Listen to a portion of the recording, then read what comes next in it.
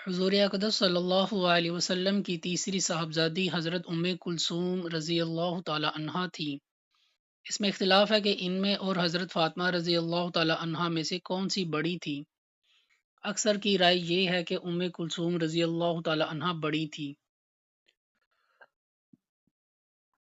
اول عتیبہ بن ابی لہب سے نکاح ہوا مگر رخصتی نہیں ہوئی تھی کہ سورۃ تبت کے نازل ہونے پر طلاق کی نوبت آئی،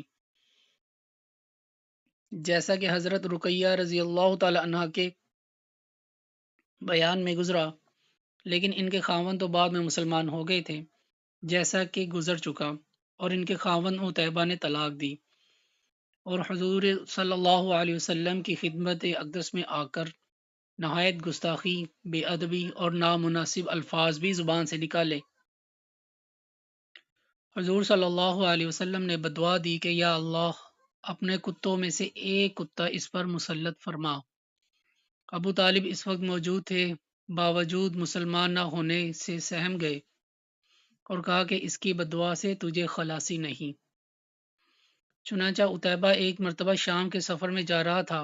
اس کا باپ ابو لہب باوجود ساری عداوت اور دشمنی کے کہنے لگا کہ مجھے محمد صلی اللہ علیہ وسلم کی بددعا کا فکر ہے۔ قافلہ کے سب لوگ ہماری خبر رکھیں۔ ایک منزل پر پہنچے، وہاں شیر زیادہ تھے۔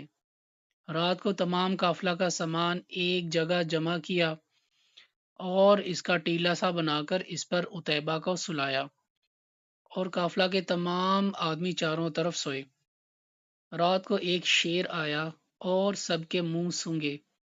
اس کے بعد ایک زکند چھلانگ لگائی اور اس ٹیلے پر پہنچ کر عتیبہ کا سر بدن سے جدا کر دیا۔ اس نے ایک آواز دی مگر ساتھ ہی کام تمام ہو چکا تھا۔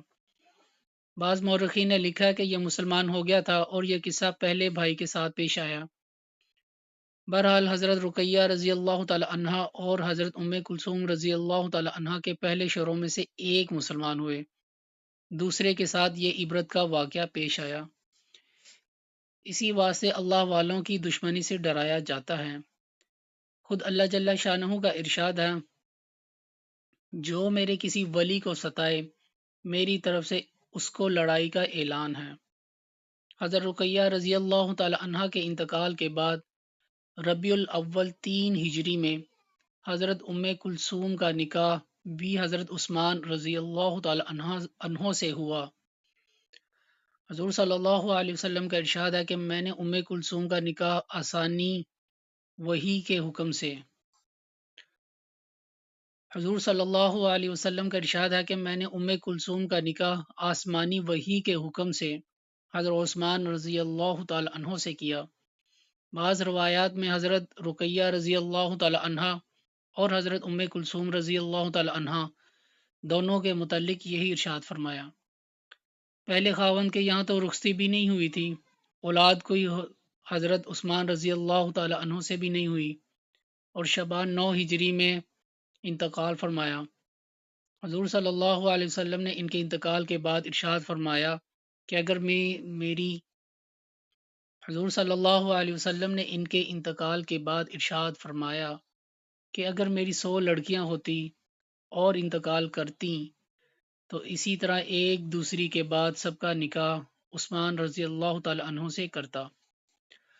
اللہ پاک ہمیں اہل بیت کی محبت نصیب فرمائے اور ان کے نقش قدم پر چلنے کی توفیق عطا فرمائے، آمین ثم آمین۔